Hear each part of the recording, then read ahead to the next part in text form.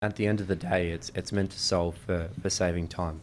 And when you get to save time in your work, you actually get to increase the value of what you do. You get to be there presently. You get to work on the higher level things that you need to work on, not waste time doing manual work repetitively where, you have something that can do that for you. You actually get to do the job that you need to do.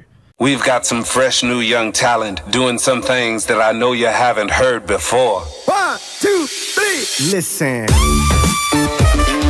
Welcome to Finances, your home for all things financial, investment, money and lifestyle. Hosted and curated by the very talented team of certified financial planners at Burke Britton Financial Partners. This is episode number 115 of the Finances podcast. Now today's, when did we meet, Eden? A couple of weeks ago, 3 weeks ago, 4 weeks ago? About a month ago, yeah. A month ago, okay. So, I've introduced you already, but today's guest is Eden Pearson. Eden is one of our IT administrators at our current IT service provider, which is Utilitize IT. You and I, Eden, had a conversation a month ago when you're in here. We were talking sort of all things technology, cybersecurity, Bitcoin. And I think Amy might have said, actually, you guys should actually have this conversation on the podcast. So, mate, thanks for making the time to come and have a chat. Absolutely. Now, I wasn't quite sure exactly where we'd take the conversation today, mate, but for those people who have listened to the podcast before any guest on for the first time, I like to get a bit of a backstory up to where we are today. Also, I wanted to touch a little bit on, like from a business point of view, just how much the world of IT and security has evolved and why it's so important that we've got great relationships, not only as a business but for our clients. And then we can talk Bitcoin, we can talk whatever you like, mate, music. Let's see where it goes. So, Eden, tell us a bit about yourself, mate. Where'd you grow up? Where'd you go to school? So I grew up in Sydney, in the bush. It wasn't fun. Where's the bush in Sydney? So Barara, so very north of Sydney, right off the Central Coast. We rode mountain bikes, and that's about it. Did dirt jumps, that's all we did. What was there to do out there? Nothing? Not much. Get up to Mischief, go to the skate park. Oh, so there's a skate park. So there was a skate park, but nothing good went on there. Was there were you on acreage, or was it? No. So it was in... Surrounded by bush, yeah. Yep. Yeah. And then age 12, 13, moved down to Geelong, which was a massive move. Went into Bellarine Secondary College. Why did you move to Geelong? Geelong's a beautiful place. I think a lot of people take for granted what Geelong is. And I always say Geelong is literally a city by the water, 4 hours from the snow, an hour from the best surf beaches in the world. People get annoyed at the weather, but I'm like, well, you can't have the light without dark. So yeah. I think... And an hour from the city if you want to go to the shows or the sport. An hour from the most livable city in the world, apparently. So, it's... Apparently. Apparently. It's it's a perfect spot. But, we stumbled upon Geelong. My family moved down. So mum and dad and then the three younger sisters. Bellarine Secondary College is the school I went to. I had a bit of a rough time in school. I don't think school at that time of my life was something that helped me excel or grow. So I dropped out at the start of year 11 to pursue a career in electrical, so to become an electrician. Did a year of my electrical apprenticeship, lost it in COVID. And I just took time after that to figure out what I actually wanted to do. At that point in time, I kind of woke up and realised, hey, I dropped out of school, but I actually have a lot of untapped potential that I could make use of and I could actually do something with, and I didn't want to waste my life away sitting around thinking what I could have done or settling for anything less than that. So I took some time to find my why, which I believe is the most important thing. I didn't, fall into anything. I had to strategically think, what can I give this world? What value can I provide? And what do I think I want to do that will provide the most value? Did you have a sense at school? You said that school wasn't great, but did you have any idea what you thought you might want to do? Like, what did your parents do? What were the influences around you in terms of like business, work? They weren't really there at all. My dad has an alright job, but day to day, that's what he just does his job. He's a bus driver. He's done a few different things, but a credit to him is he actually loved electrical, which made me fall in love with electrical. And as a kid, I was making these little circuits. I was doing all sorts of dangerous things. Did they do electronics at school? A little bit, but it wasn't. There wasn't any freedom to it at all. Was there a subject called electronics at school? No, it was just in science. Okay. Yeah, There I was remember. yeah, I remember sorry, when yeah. I was at high school. We had there was literally a subject, electronics. You were doing little I don't know, boards. Maybe what it's circuit circuits. school. I don't know. Yeah, maybe. But I loved that. I loved creating, and I loved building, and I loved coming up with ideas. When I was 13, I was building. It's a bit dangerous, but a little flamethrower glove at 13, and all these dangerous. Is that what, a flamethrower I- glove? At 13, I built a flamethrower glove, a little flamethrower that was on a glove. Okay. Yeah, so just all wild things. But I had a massive imagination. And I don't think school encaptured that at all. So when I left school and I, lost my electrical apprenticeship, and, there wasn't much to do in COVID, there was a lot of time to think. And I'd realised I'd lost this imagination, and I never tapped into any of the potential. So I just spent time thinking, what can I do that's going to provide value? So in that time, I spent all my time trying to learn different things, trying to figure out, what it was for me. I went through a few different ideas on what to do, but I eventually settled on technology. And my reasoning for that is technology is going to be the biggest thing in the future, bar none. It's what, will take us into the future. So what gave you? This might sound to you, it might sound like a silly question, but what gave you the thought that technology would take over the future? That this is the place that you should be? Well, obviously finance is very important with this because everything's backed by finance, but the technology itself is, I grew up in technology, not so much when I was a kid, I was late to it. I didn't get a phone till 14, and I know you're going to laugh at this, but it was a little brick phone, not the bricks you may have had, but... I just thought about buying my kids a brick phone so that they can't use a smartphone. Yeah, it's not a bad idea at all. But I grew up in the world of, the emerging internet, and I saw it get bigger and bigger and bigger and become instrumental in the lives of everyone. That was my upbringing. And then I just, had this light bulb moment where I was like, this is the way. Like, this is what's going to give the most value to people. I think there's an argument that it's hurt people, but I think it's a net positive for society, and I think it can be. And my idea and my hope is to be the type of person that has the ability to be a part of that journey with everyone else, bringing sustainable technology solutions, in IT at the moment. I don't know where that will be in 10 years' time, but to the world, to people, to help people's lives. That's the core goal of everything. So you had that realisation during COVID, you had some downtime. What did you do? What was your next step? So were you at home at this stage? So my parents had moved to Queensland for a year, then they came back, made a mistake moving to Queensland. It wasn't the paradise they thought it would be. To retire or to... Just to move there, Okay. to get away from Geelong. Yep. And I told them, I said, Geelong is amazing, you'll want to come back, and they came back.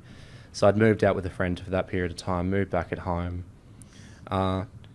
It's easy to be distracted when you have no set aim or goal. So at this point it was an idea, and I hadn't encaptured the idea and turned it into a measurable goal, but that came down the line sooner. So what was it? What was that? What was the next step? So what did you do? Because you're studying now, aren't you? I'm studying now. It took a while to get into. So, obviously I dropped out of high school. So to get into uni was, I got rejected from Deakin because they looked at my background and they were just like, you dropped out of high school. Sorry. Despite having good references for it too. So how long did it take? How long did that? Because this is, I know it's a bit of a side note, but I know that there's massive pressure put on kids in high school to get, an ATAR, and that it's the only entry point for them. Well, that's how it feels. It's their only entry point into further you're right. education. Yet I think the reality, you said it's hard. It'll be interesting to to understand how hard it was. But my view with that for kids is that, I mean, experiences are more important than whatever ATAR they actually receive, and that I agree. there's plenty of opportunity to actually get back into further education. Mm-hmm. There's different pathways, and maybe it's a little bit more difficult, but you're probably a perfect example of someone that finished at year 11 Yeah. and are now Yeah. doing I didn't even finish year 11. Okay. It was the start of year 11. So, Yeah. I gave myself the hardest possible hand to get in. But I was going to say the uni I got into was online and I got in straight away. No questions asked. So if you want to do it, I honestly think, if you have a set career and you know what you want to do, then yes, do it. But if you don't, then the most important thing is figuring out what you actually want to do and why you want to do it too. Because then you just go in, then you lock yourself into a course that you might later regret. Yeah. And so your course, you're currently studying a Bachelor of Software Engineering. Is it majoring or an emphasis on AI? Yeah, there's a strong emphasis on AI. So, Yeah. I'm at the start of that, but I've been in the industry and I've been around it enough to, have a good step or footing so far. But my plan is to, I can talk to the high level stuff, but I want to have the ability to get more technical with it and more in depth, and that's where studying actually will help. Yep. Yeah. So when did you actually begin the bachelor degree? So, I mean, I've started at the start of the year, Yep. and I did cybersecurity, and I had a bit of a rough time with uni because I was working full time and I was trying to study full time too, and I very soon realised that doesn't work. So I took a readjustment. I've readjusted now. I was like, I need to make sure what I'm doing is what I actually want to do. I found software engineering. I found the AI aspect of it, and I was like, okay, this is in line with what I want to do. So I made the adjustment, but I was working for 6 months plus before I ever, thought about, before I was ever in uni to begin with. Was this at Utilitize or prior to that? So the Utilitize, gap yeah. between when you were doing your apprenticeship that fell over and when you actually started work at Utilitize, what was in between there? There was a lot of different things. I worked at a liquor shop at Liquorland. I worked at a snowboard shop. And then I worked at the Wharf Shed Bar and Cafe on the waterfront in Geelong. So, but, from those experiences, I think the Wharf Shed was instrumental. It gave me the ability to talk to heaps of different people that came in, and it's not the best job in the world. It's not the funnest job it's pretty fun when you're younger and you're going out with everyone. But what I did very quickly was I spoke to everyone I could, and I asked questions. And every time I worked an event, I had conversations with people, and just asked them questions, and just got as much context as I possibly could. And eventually, I ran into someone. I saw Utilitize had booked in, and that's how I eventually got the job. They booked in for an event? Yes. Okay. So it was a business partner of Stephen, who I spoke to, named Lisa. She's the head of Land on Heart, which is one of Steve's businesses, so the director of Utilitize. Yes. I spoke to her. She was lovely. She referred me to Steve. I went in for an interview, and I did a bit of work experience to get my footing and to kind of prove myself, and then I got the job. So I didn't need uni to do that. It's, you can kind of do a lot without having a higher education, and I almost encourage it's the better route to take. Yeah, everything you say resonates with me, and we were just talking off air about sort of parenting and sort of my views on my family, and obviously Willow, my eldest, is just about to graduate from year 12. But the message, and you've said it beautifully then, is that the key is about actually being able to hold a conversation with someone, to be able to build relationships and build networks. I think that is easily, in my mind, like I would by far and away hire someone based upon their personality traits and their relationship, as opposed to whatever their ATAR score was or whatever degree they have. It's awesome. Like it's a great addition. Oh, for but sure. I would 100% hire people upon personality, and that, I think it's lost on a lot of people, and that's why I try and emphasise it not only on the podcast but in my personal interactions with my own kids, is that relationships are everything, and you'll build a network of people that you actually have dealt with over time by doing jobs that maybe aren't great, but you get to be be face to face with people, you get to be having conversations. And again, if you're proactive and actually thinking, shit, this is someone that I probably should be speaking to. This is someone that maybe I could, and not necessarily from a selfish point of view. I think one of the best things I've always tried to do in business is make sure that you connect other people together. Like maybe with no thought of it being of benefit to me, but to be a great connector of people and go, there's someone over here that could benefit from your services. That, if you can do that in life, it's a very, very valuable trait to have, and something that potential employers, friends, groups, they love it. They love people that are good connectors. Well, I dare say it's a skill as well. It's a very valuable skill at that. And, talking to people is scary. Talking to people who know a lot more than you is also very scary as well. So, in that time where I just spoke to people, I was working at the bar and I was able to engage in these conversations. It taught me that, no one's judging you for going and talking to someone. No one is thinking little of you. And there's this great quote. It's like, I know you're going to laugh at who said this, David Goggins. He said... no, I'm not going to laugh. I love David. Yeah, he's great. He said, no one above you will speak little of you, along the lines of that. Yeah. No one who is doing better than you will ever put you down. They're always going to try and build you up. And that's what I learned as well. So, you go to seek knowledge from these people and from as many people as you can. I think it's an amazing thing. And along the way, you learn the skill of being able to talk to people, being able to, I think, more importantly, resonate with people as well. Yeah, and I think, to your point, people actually don't care as much as you think they do. And what I mean by that is people aren't as concerned as you are about what you're doing or maybe how you're perceived. People are very self-interested. Like, most of us are very self-interested and have our own shit going on. And that concern that a lot of us have about maybe getting out of our comfort zone, most of it exists in our head. And if you can get to that point where you worry less about what other people think of you, it's kind of liberating, very liberating.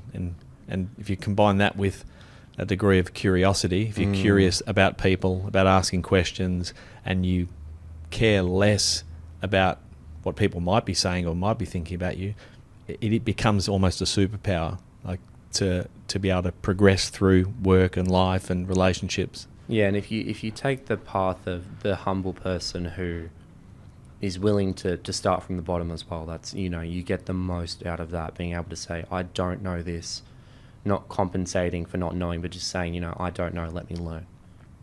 You can get a very long way. Yeah, and I think that's one of the things that I enjoyed in our conversations, in our interactions with Utilitize and yourself, is that you've said that a bunch of times ago.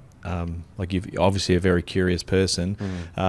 You're obviously a very relationship-focused person, and that comes across in all of your interactions. So you did a bunch of jobs.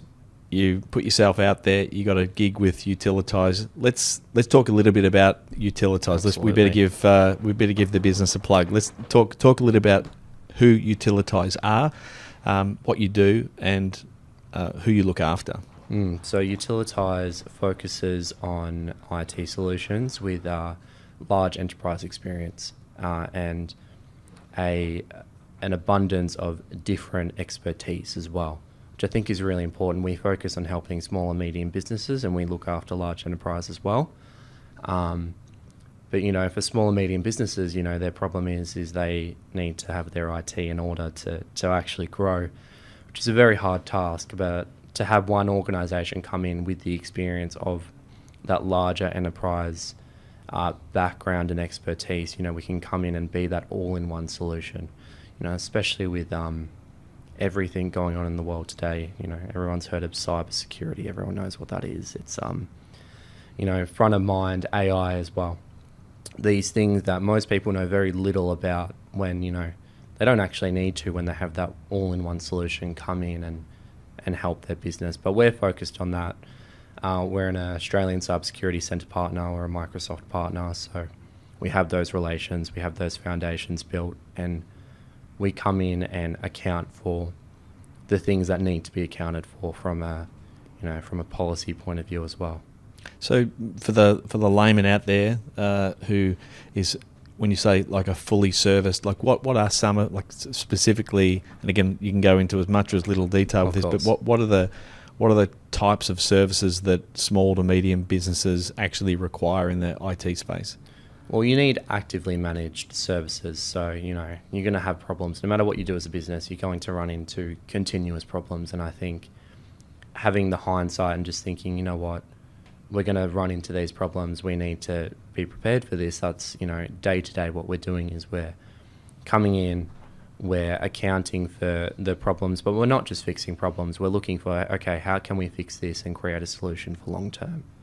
How can we come into a business and build this business up so, you know what, maybe you don't need to call us every day. Maybe, you only need to talk to us once a week.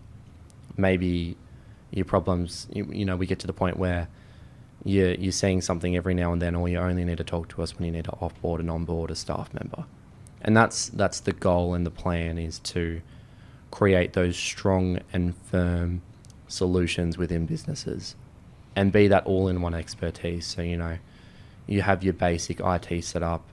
Most people would know what their own IT setup is, but, there's more customized solutions within IT. IT is quite broad, It covers so many different things. So it's like, you could go to one company and get sorted for one IT solution, and then one company for another. Then another company has to do your website, and then you go and you have all these different places that you're touching to sort out your IT. But we focus on being, that all-in-one.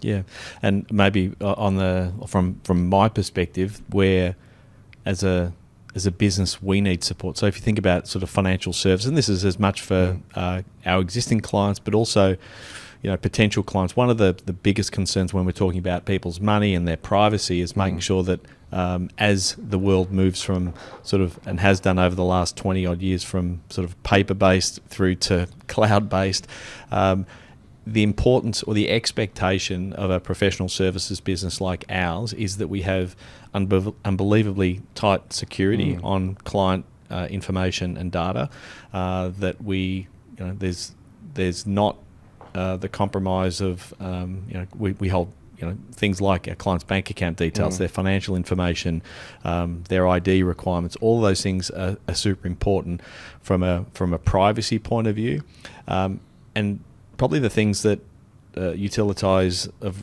recent time have sort of added into the mix of services that we require is that support on how we actually grow through IT to get efficiencies. And that's the thing that I've enjoyed, obviously, in the conversations that I've had with yourself. Like AI is obviously going to play a significant part in the future, but in our industry, in financial services, in financial planning, there's an enormous opportunity for us to create efficiencies with the client interaction, but also the administrative services that we provide. But we're financial planners. We're not IT professionals. Yep. And there comes a point where you actually have to lean on service providers like Utilitize to say, hey, can you help us out here? Can you help us make the most effective use of the IT resources that we have? So not only provide security, but actually provide innovation and support to grow and develop. And from my point of view, that's the big win for having you guys on board with us as partners, because it takes another one of those things that as a small to medium business, we don't have a full-time IT person in here looking after security. We've got to outsource it, and that's what you guys do. Well, even if you had only one person, you can't account for that person to have all the different expertise needed to run and grow a sustainable business. And more in the solutions as well as, you're talking about AI, and we want to implement AI solutions into a business. It's like cybersecurity is the foundation as well. And the thing with cybersecurity is there's ever-changing regulations, and you can't expect a small IT team and a small business to be able to keep up with those regulations, whereas, that's what we specialize in. We're up to date with the regulations. We're taking the correct counsel. It's, we have certain security scores that we reach for each organization, and we stick to those. And, that's probably the foundation and laying the groundwork for future innovation is you need to have those strong cybersecurity foundations laid in place to be able to innovate in the first place. So, that's step one. And then step two is then, okay, how do we innovate? How do we take this business from where it is now to, the future? And with you guys, obviously, AI is the newest, fastest growing trend. But the potential is massive.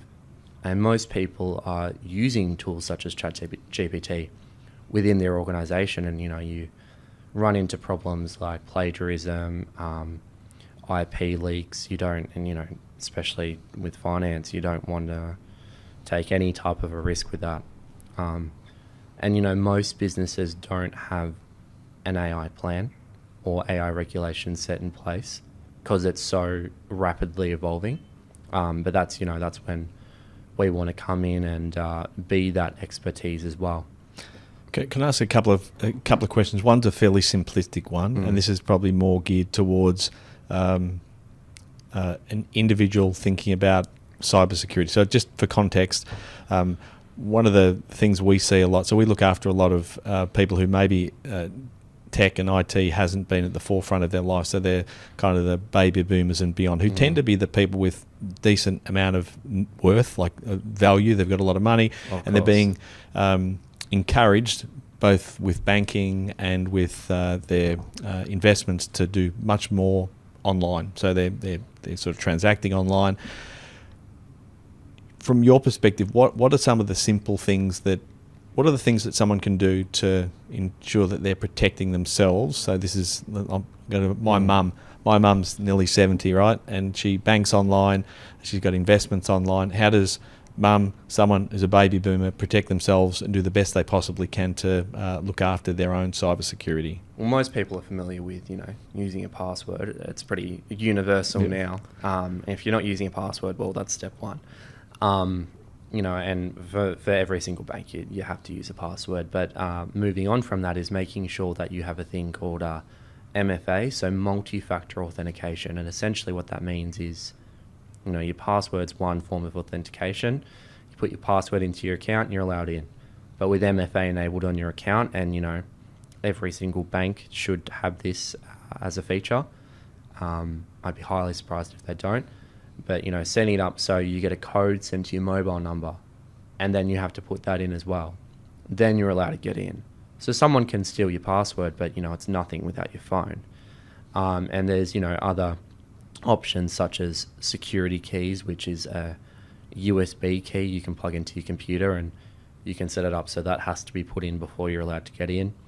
But I would emphasize using multi-factor authentication for those, individuals who are, just trying to protect their account, protect their money, vital. Yeah, I had a client in this week. I won't disclose who, but we're helping with some online banking and apps and those types of things, getting it set up, and his password for every account that he had was the same thing. I'm talking to them about like password wallets, the likes of LastPass or the Apple Wallet. What's your thought on that? Again, I'll get to the business in a sec, but just for consumer at sort of consumer level, what's your view on like password wallets for security? Yeah, that's a good one. I probably should have mentioned that as well. But I use a password wallet. I use a tool called Proton.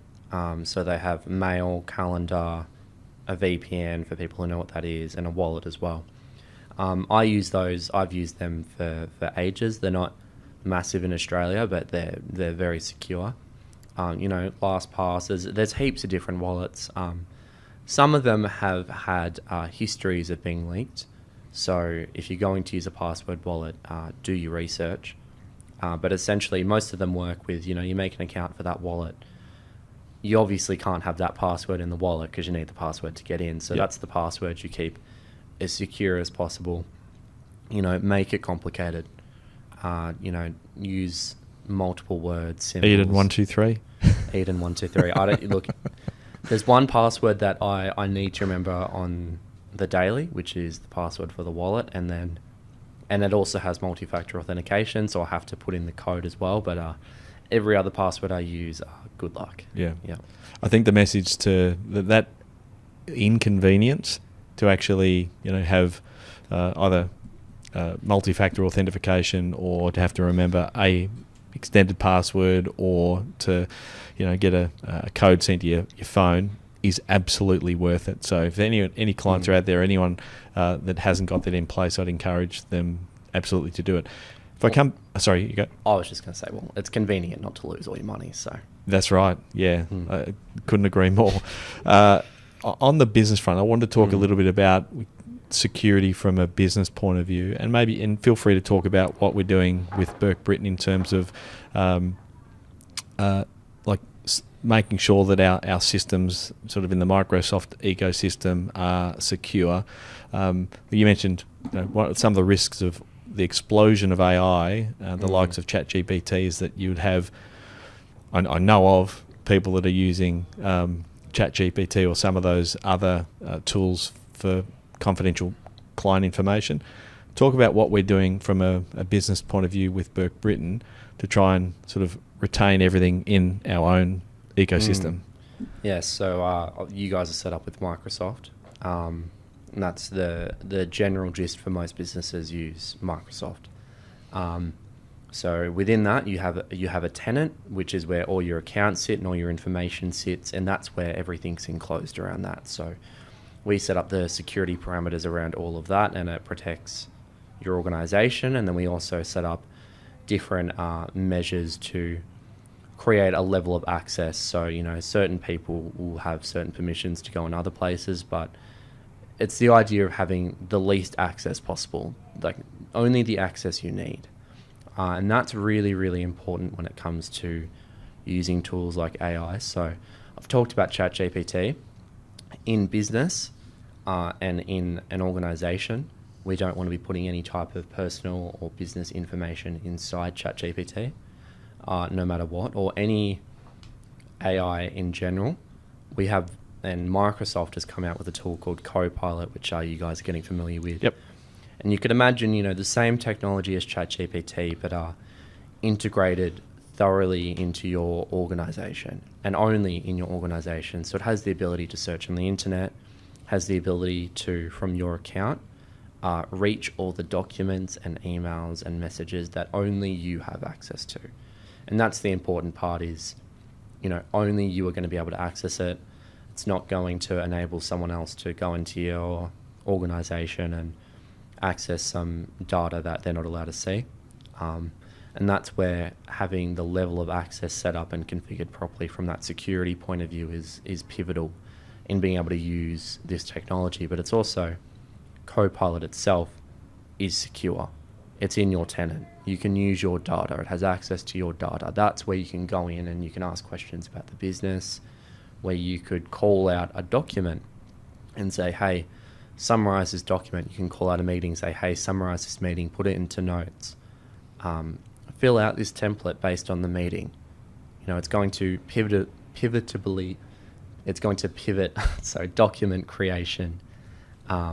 It's going to be massive for it. But, it's making sure the right measures and the right groundwork are put in place before you step in to use it, and moving away from using ChatGPT as an AI source. Yeah, it is.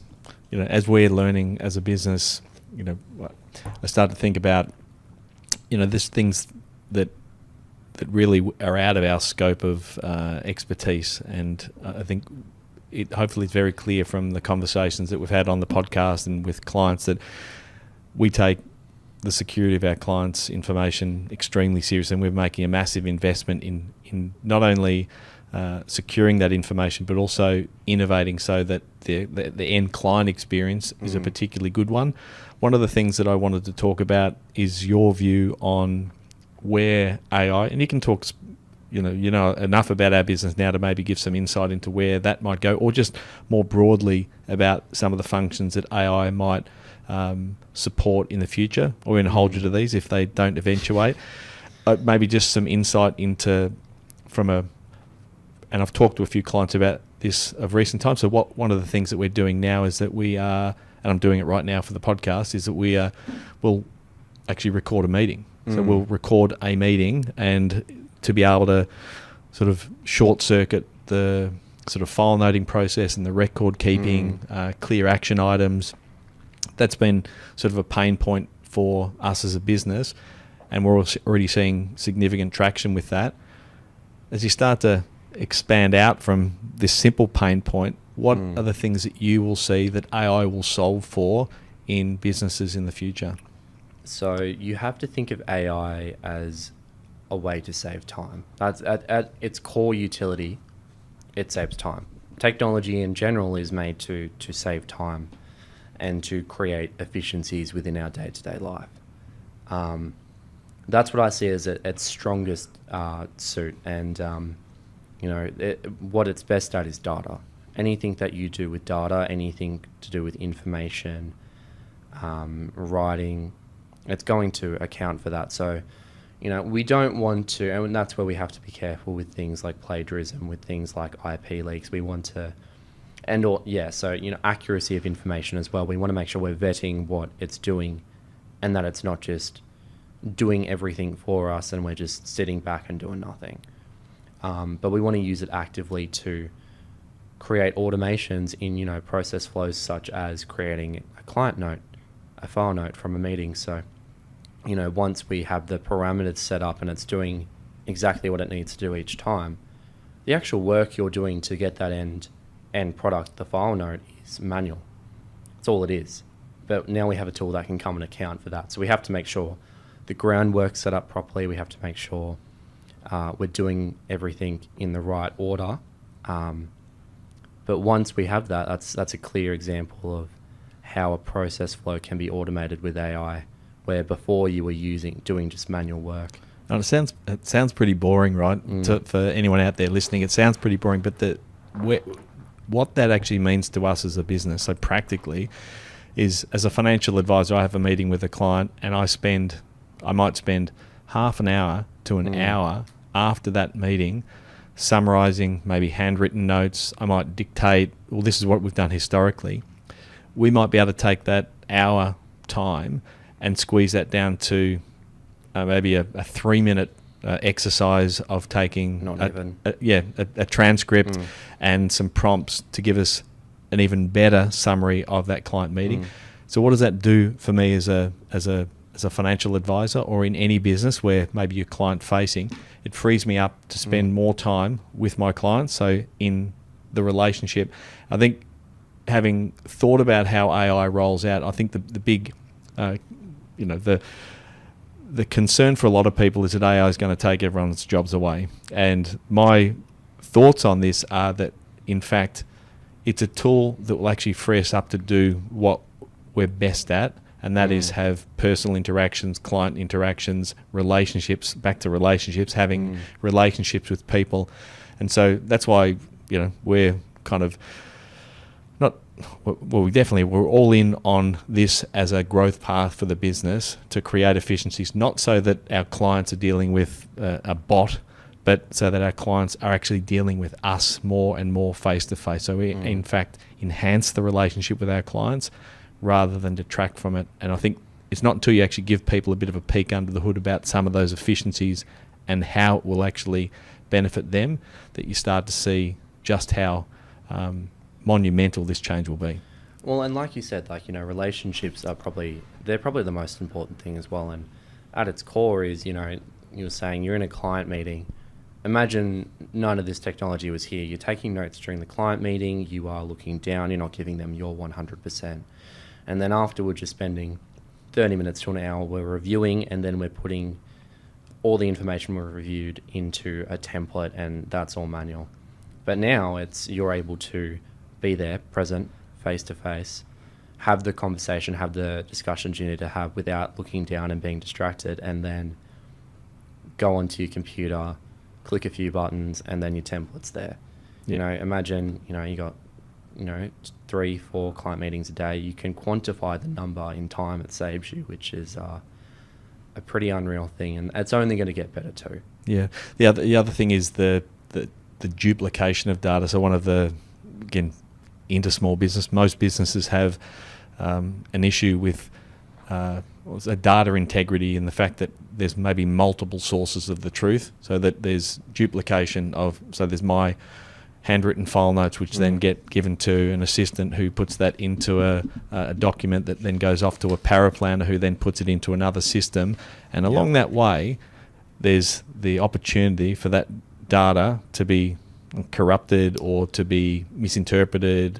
I think one of the advantages that we have where we start to have one source of the truth over time, and this will take time, is that it reduces error rate, and therefore if we reduce error rate, we reduce the need to fix things later, again freeing up time for us to do what we're great at, which is providing advice and service to our clients. And at the end of the day, it's meant to solve for saving time. And when you get to save time in your work, you actually get to increase the value of what you do. You get to be there presently. You get to work on the higher level things that you need to work on, not waste time doing manual work repetitively where, you have something that can do that for you. You actually get to do the job that you need to do, and you can do it efficiently too. And that's, I think, going to be the biggest thing moving forward, is as AI expands and grows in its capabilities, as tools like Copilot from Microsoft grow and expand in their capabilities, there'll be more and more instances in which we can solve for workflows which are being done manually now.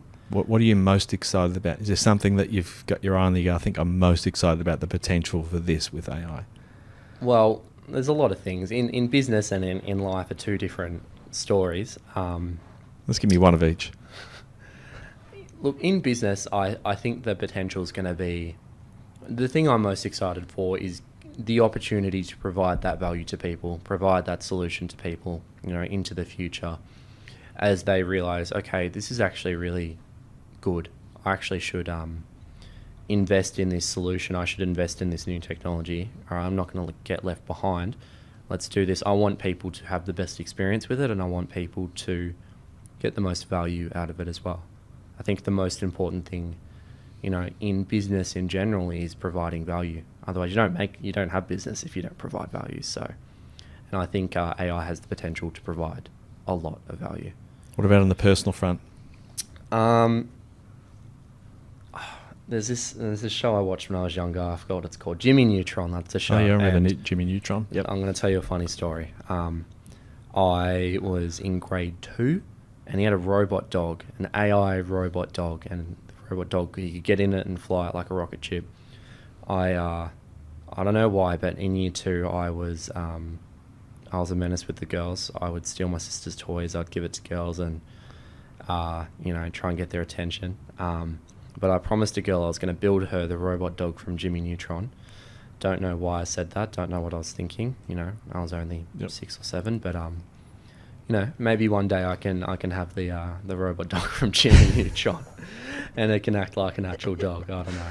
You can add it to the flamethrower glove. Yeah. There's a bunch of ideas I wish I could play out in my head. The other one is, I don't know if you've seen the movie Interstellar. Yes, have you? Love it. Time. Yep.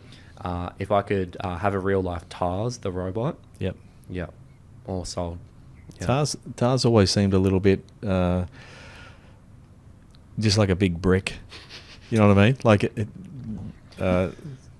I thought that the functionality of that robot would be, how it was sort of ran. It's like just one big square block with. Yeah, but then it could roll into all these weird things. Yeah. Yeah. Those two, the dog from Jimmy Neutron and Tars. Yeah, if I could have one of those in the future. Have you seen 2000: A Space Odyssey? It's an old movie. I know what it is, but I don't think I've seen it. Yeah, so I watched that the other day with the kids. I'd actually never seen it. It's obviously spoken about a lot. I think it's a 1960s movie, thereabouts, something like that. I think I'm right in saying that. And it's a Stanley Kubrick movie, and he did A Clockwork Orange and a bunch of others, pretty well renowned. And it starts with the evolution of man from monkeys, and all the way through to man in space. And they were talking that they had a computer, like an AI computer, which kind of blew my mind. I thought, I had my mind that like AI is only something that has really come into being in the last like few years, and you look back like 1960, Yeah. like we're talking Oh. 60 years ago. It's been around for a long time. Yeah. We've got to think that, the bots that can play you in chess, that is AI. AI has been around for a very long time. Machine learning. AI is just like the buzzword that's Yeah. now popular. Yeah, Mm. yeah. So as you were saying, though. Yeah, no, it's.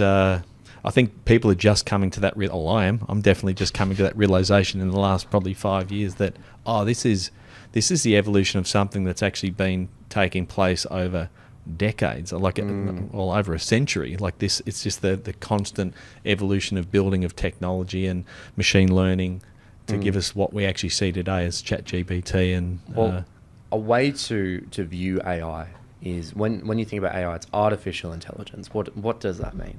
Well, we look at it as human intelligence, and we're looking at mimicking human intelligence. So with that logic, anything that mimics human intelligence could be considered as AI. Like think about a self-checkout, right? It's trying to mimic the grocer, and they have eyes they're looking for if you try and sneak a grocery in, and Yep. now there's cameras using machine learning that are tracking all the groceries and can see what you put in. It's like it's everywhere. I think people kind of just associate it with ChatGPT and large language models, which is what those things are. So That's kind of just the Yeah. buzz marketing word for the mass population so they can understand it, yeah? yeah, I would say so. AI can be a lot of different things, but the large language models, which are things like ChatGPT, are the AI that have got everyone's attention. Yeah. But it's all around us. It's technology. It's integrated. And, I think as time moves on, it'll get more and more integrated into what we already have. Yep. Are you optimistic about what that looks like in the future, or are you pessimistic? Because I know there's plenty that are maybe think on the sort of the dark side of AI. Where do you sit? Look, I think there's things that's happened in history that people have been like, oh, this is going to turn out badly, this is going to do this or this, but we're still here. You can view it in that pessimistic way, but realistically, it hasn't happened yet. We have the ability to control where it goes. And I think, having the mindset and the frame, future looks bright. The future will be bright for us, and we have the potential to do all these things. We start small. We start with these small solutions like in business, and we'll see it integrated into our lives. I think, the important thing throughout that is as it gets bigger is not losing who we are as humans. We're still going outside. We're still experiencing relationships. We're still invested into ourselves and our growth. We don't just, take a back seat and be like, nah, this robot's going to, take me all the way. It's a tool for humanity, and I think it should be used as such, and I think it will be.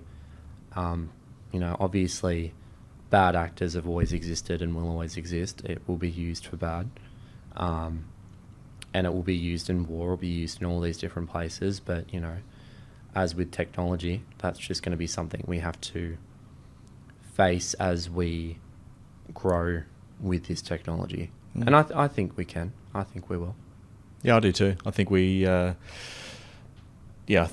the optimistic version of this for me is that probably, as I said, in business, the expansion of it freeing up time to spend more time on relationships is that it actually frees us up more to spend more time in life experiencing all the wonderful things that that we can do, travel, experience nature. I think that's the very optimistic version. I think that's the way I would lean, is that yes, there will be some bad actors, as you said, but if we can think about responsible use of AI and how it actually frees us up to spend more time on the things that we actually want to do, and life's short, it really is. I think that's what we should be focused on. Mate, you mentioned a couple of things to me when we first caught up. Some interesting, I don't know whether you're happy to talk about this or not, but I'll ask you, some interesting use cases for AI that you use for yourself. You mentioned something about a Bitcoin or cryptocurrency. Things I've tinkered with. I think someone said this to me the other day, and this is a world I can't speak on because I'm very much a learner, but the investment world and the finance world, the people going into finance and trading are software engineers now. That's what it's turning into. So I've toyed around with using ChatGPT and automations to try and get updated stats on whether I should invest on something or not invest, and it works to an extent, but I think it the thing it's doing for me personally is giving me room to be utterly creative, to have an idea and play that idea out instantly. What I'll usually do is, I'll get an idea and you can actually talk to ChatGPT. I can do an example if you want. Yeah, go for it. I'll get it out shortly. But you can flourish out ideas, because you got to think of it this way. It's this tool is I forgot where I've seen this, but it's predicted that estimated that ChatGPT's current IQ is sitting at a level of 150, right? So we literally have access to genius level information with a bunch of context and the world's knowledge behind it. It's probably the most valuable tool ever created. It's insane. I know, and you can speak to it like a person. So it's a little bit scary, but think of it like a way to be creative, a way to flourish out your ideas, and a way to enact on them too. We're bound by knowledge, but we're in a world where knowledge is literally at our fingertips. I think use it. We can get an example. Do you have while you're doing that? Like I've used, for example, story time for the kids. Right, I'll ask the kids, what do you want to hear a story about? We'll actually give it some prompts. So I want to hear a story about chickens in Batesford and Alfie going to the moon, and our ideas then come out in a bedtime story that the kids will listen to. You go for it. I think I got one. It's assuming it's actually going to connect to the internet. Give me a story about how Jay became the biggest finance business leader in the world and his rise to power. Once upon a time in a bustling city, there lived a man named Jay. Starting from humble beginnings, Jay had an insatiable curiosity for the world of finance. He spent countless hours studying market trends, economic theories, and investment strategies, all while working multiple jobs to support his education. Jay's big break came when he landed a junior analyst. Okay. Yeah. Good listen. But it's pretty cool what you can do, and I think the key term, and you've said this before, is responsible use of AI. I think you need to, especially within business. Going back to laying the groundworks, cybersecurity becomes your best friend. But yeah, I think it's worth using over not using, and I think it will be instrumental in the future. And for people, I think it's just going to be about, how do I get from here, which is, I don't know what this is, I don't know how it works, to I use this every day, but I'm not sacrificing my own ability. I'm using it to promote my own work and my own work ethic, and freeing up time as well. Yeah. I obviously when I listen to my kids talking about AI at school, the schools are very pointed about making sure that kids don't use AI for plagiarism purposes. My view on it for the kids is that exactly what you've said, that it actually should open up their curiosity. It actually should give them not a shortcut, but the opportunity to actually delve into areas that maybe they wouldn't otherwise have been able to delve into. They've got a genius in their pocket that they can ask questions or have some of their own thoughts critiqued or challenged. So I think many more positives than negatives in that regard. Well, we obviously, people like Albert Einstein are long gone, but imagine now you can open up your phone and say, hey, pretend you're Albert Einstein and teach me this. Sit down and I'm going to ask you questions and you're going to give me the answers as if you were Albert Einstein. I think that's such a powerful tool. When you're talking about learning and in school, it's, a lot of kids are using it to cheat their way through school and to get through school, but you have a genius in your pocket. You can use it to have the best teacher in the world just right there. And it will never replace a human. I think that's the important thing, is here is to make it clear that relationships are still the most important thing, and they should be. But it's an amazing tool, and it should be used as such. Mate, I'm mindful of time. I said I'd get you out of here. We've probably gone a little bit over time, but can I end with a couple of rapid fire questions? Go for it. They don't have to be rapid fire answers, but talking about education, is there a piece of advice that you've been given in your life, either financially, personally, business-wise, that resonates with you, that you implemented? If so, what was it? It's a tough one. I get so much advice from all the people I ask questions from. I wouldn't say it's one line of advice, but more just like a generic response or a generic accumulation of the different advice I get. You have to do what makes you happy, but more so what fulfills you. You have to go in that direction. That is probably going to be family. Family's included in that. I think whether you like it or not, family is always a part of that equation. But beyond just happiness as well, just beyond just the immediate, self-gratification, I'm happy. I think the most important thing is the pursuit of giving value to others and helping people. In line with doing something that you find interesting, I don't think there's a better combination. Yeah, I think that's a great point. When you talk about happiness, I've used this. It's in a similar vein, but that happiness as a goal on its own is not a great goal. Resilience is probably, because if your aim is to be happy all the time, you're going to be endlessly disappointed. Yes. If your goal is to be resilient, then you'll recognize that happiness is it can be fleeting, and then you'll have difficult times, but you have the resilience to actually work through those. And this is applicable across our personal life, across our business lives, across our family lives. I think that idea of building resilience, and sort of back to how we try to embed some of those principles in kids as they grow up. We talked, I don't know whether it was off air or when we started recording, about what kids sometimes use as a crutch to as an excuse for maybe not succeeding or not achieving. I think the thing that we can actually teach our kids is resilience. Yes. That good or bad, life's going to throw plenty of different things at you. In business, good or bad, you're going to get things thrown at you, and it's the resilience that will see you through. And failing is part of the journey.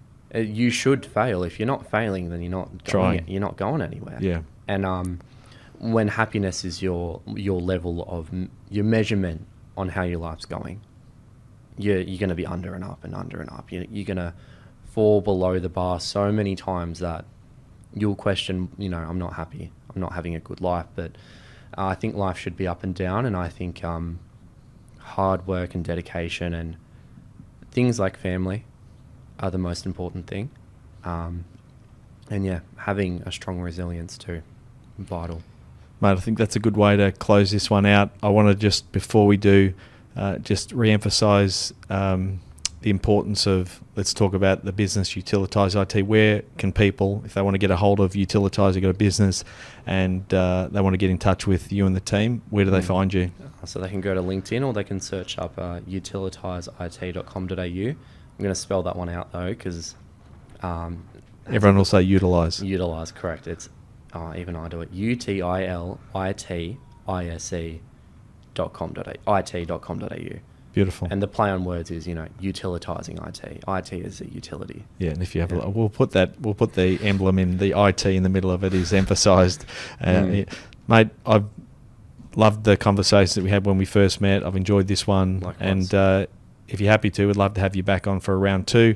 I'm sure there's plenty of other things that we can do a deep dive into, but I think this is a great one to get a bit of background on you, Utilitize, and the way you think about the world and how you support us. So thank you. Thanks to you and your team for supporting us so far. I look forward to a long and fruitful relationship together. Thanks again. Likewise. Thank you. We hope you enjoyed today's episode. If you're keen to understand more about how financial advice could benefit you, follow us on Instagram, Facebook, and Twitter at Burke Britton FP, or Google Burke Britton Financial Partners. Check out our client reviews, testimonials, and make a time to meet one of our certified financial planners by clicking Book Now on our website. Thanks for listening. Any information contained in this podcast is of a general nature only. No account was taken as to the objectives, financial situation, or needs of any particular person. Therefore, before making any decision, listeners should consider the appropriateness of any information with regard to their particular objective, financial situation, needs, and seek independent advice from a licensed professional specific to their circumstances. All right, hit it. That translates to, don't be a moron and act on what some random person says on a podcast. Take personal responsibility, do your homework, ask questions, and speak to an actual human that knows what they're talking about before you do anything. PB Financial Solutions Proprietary Limited, trading as Burke Britton Financial Partners, are authorised representatives of AMP Financial Planning Limited, AFS, licence number 232706.